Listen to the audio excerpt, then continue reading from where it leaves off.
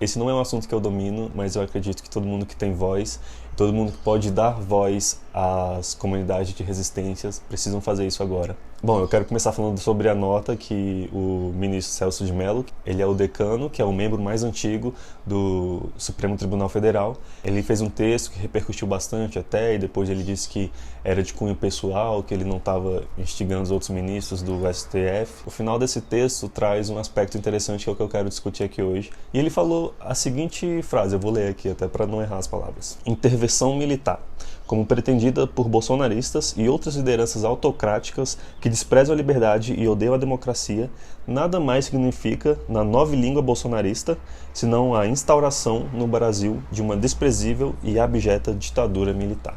Eu acho interessante que ele evoca uma das obras mais importantes do século passado, que é 1984, do George Orwell, que traz uns aspectos sobre fascismo, autoritarismo, autocracias, e eu comecei a observar os paralelos entre esse mundo distópico e a nossa sociedade atual e o nosso governo atual, e não é à toa que o ministro Celso de Mello fez essa comparação.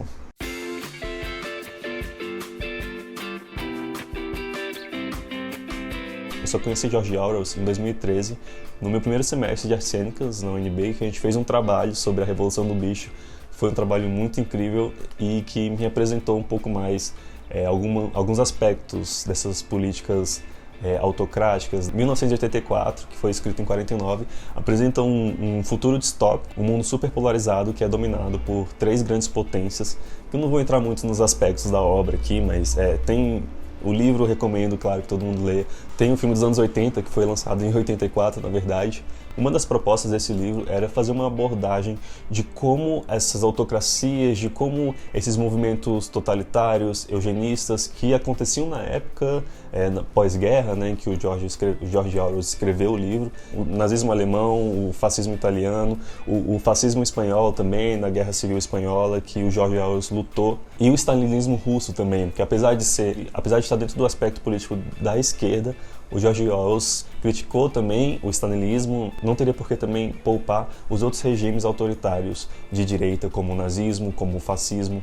Essa nova língua, ou nova fala, como está sendo traduzida atualmente, citada pelo ministro Celso de Mello, é uma das línguas fictícias desse universo e é uma forma também de manipulação das pessoas, da sociedade civil. O cenário em que o personagem principal do livro vive, que é a Oceania ou Oceânia, que é uma das três superpotências que existem, é dominado por um partido único, sem nenhum tipo de oposição. Eles conseguiram, através da linguagem e do que eles chamam de duplo pensar, o duplo pensamento, controlar o que as pessoas pensam e acreditam.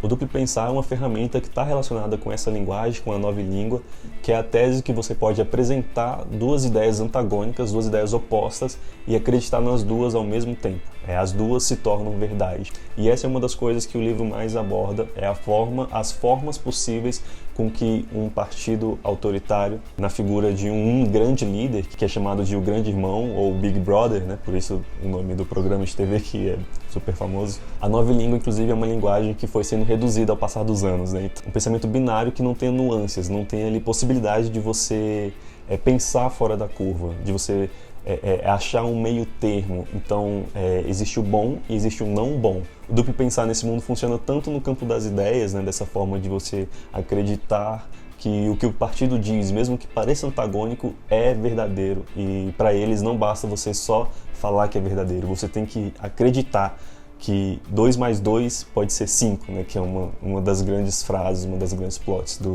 da obra, mas também em conceitos mais cotidianos. Por exemplo, o personagem principal trabalha no Ministério da Verdade, e esse ministério é responsável por apagar a história, por modificar a história. Então, o Ministério da Verdade trata da mentira, né? Eles acreditam e falam que quem controla o passado controla o futuro, né? Tem o Ministério do Amor, que seria mais ou menos como o Ministério da Justiça, é onde acontecem as torturas, né? Esse mundo vive sempre numa grande tensão. A ideia é que se você está sempre em tensão, se você está sempre a ponto de explodir, inclusive eles estão sempre em guerra, né? As três potências que controlam o mundo, elas estão sempre numa guerra constante.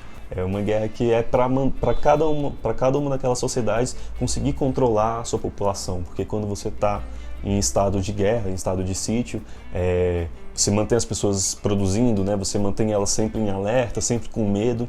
Inclusive, uma das outras formas de manter essas pessoas com medo é apresentado pela figura antagonista ao Grande Irmão, que eu não lembro agora qual é o nome que eles dão para esse personagem, mas é como se fosse igualmente um personagem grandioso, mas revolucionário. E da mesma forma com que eles pregam essa imagem do grandioso irmão, eles pregam essa imagem também de um inimigo que não existe, né? Uma ameaça fantasma. Com o Duplo Pensar e com a Nova Língua, a ideia é você reduzir a possibilidade das pessoas pensarem por conta própria e só reproduzirem aquilo que o partido diz.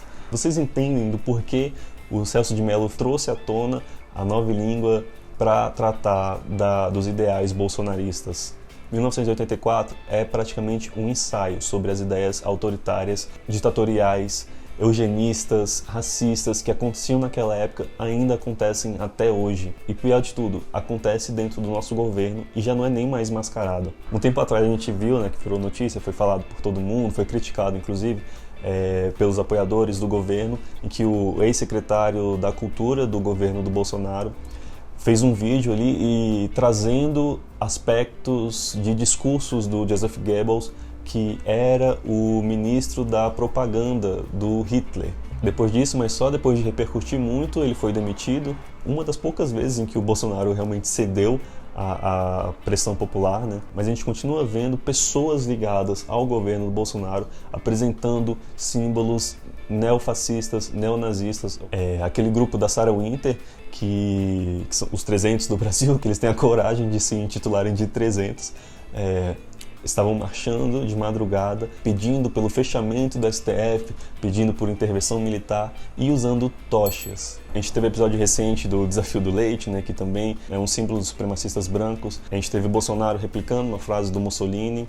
São muitos fatos que é difícil dizer que são todos coincidentes apontando para uma mesma fonte. A gente tem indícios de crimes do Bolsonaro, da sua família, de bolsonaristas, sendo expostos inclusive por ex-apoiadores, como o próprio ex-ministro Sérgio Moro, que apontou possíveis crimes que o Bolsonaro teria cometido, tentando interferir na Polícia Federal. Um outro aspecto, um outro paralelo com 1984, alguém fala algo que é oposto ao governo, aquela pessoa automaticamente é inimiga, é comunista, que é uma das palavras que eles mais gostam de usar para acusar as outras pessoas, né? Então o Bolsonaro chega a dizer que a mídia internacional, a mídia mundial é comunista, já que a imagem dele lá fora também não está positiva, então todos estão errados. É ele que está certo. A gente tem inclusive um pouco do duplo pensar nos ministérios do Brasil, né? Com o Ministério da Saúde, que já não atende mais as necessidades de saúde no meio de uma pandemia que a gente está vivendo. A gente tem inclusive o ministro do Meio Ambiente falando em passar a boiada,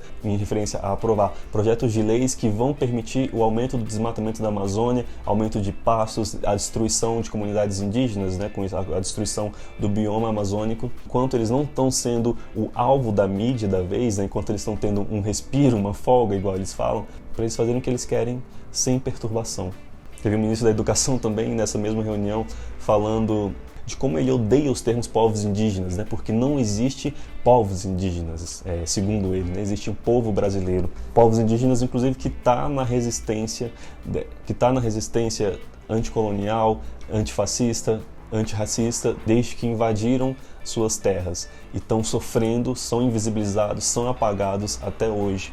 No Brasil a resistência é diária, é contínua. As comunidades indígenas, as comunidades quilombolas, as comunidades negras, as comunidades da favela, existe um sistema opressor e assassino que não começou no governo Bolsonaro, é claro, mas que está sendo reafirmado e que está sendo aclamado como algo bom.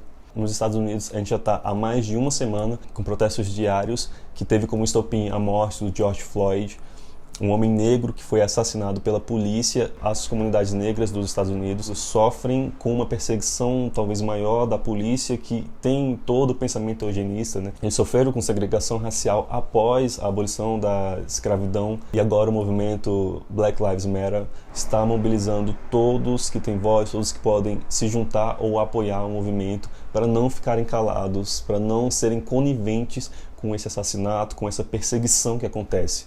Aqui no Brasil a gente tem um cenário um pouco diferente, né, que a gente não teve segregação, a gente teve, na verdade, o mito da igualdade racial, né, que foi reforçada principalmente no início do século passado, com a ideia de que todos nós somos um povo brasileiro, como disse o ministro da Educação.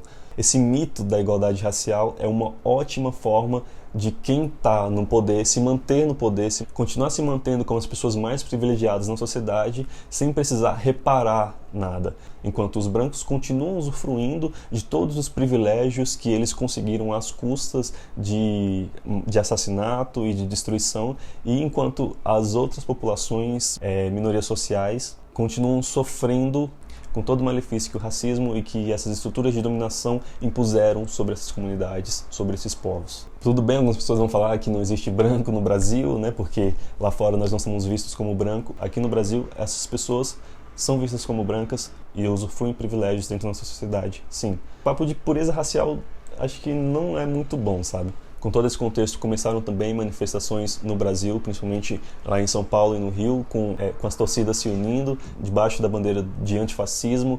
Outros movimentos se juntaram para manifestar a favor da democracia, contra o governo Bolsonaro, contra esses ideais antidemocráticos. Aqui no Brasil também aderindo ao movimento de vidas negras importam, vidas indígenas importam. Também com o assassinato de uma criança negra que aconteceu lá nas comunidades periféricas do Rio. João Pedro, uma criança de 14 anos que foi assassinado dentro de casa, no momento de pandemia em que as pessoas precisam ficar dentro de casa, mas isso não está sendo o suficiente nem para conter a pandemia e nem para conter a violência contra essas pessoas, a violência policial.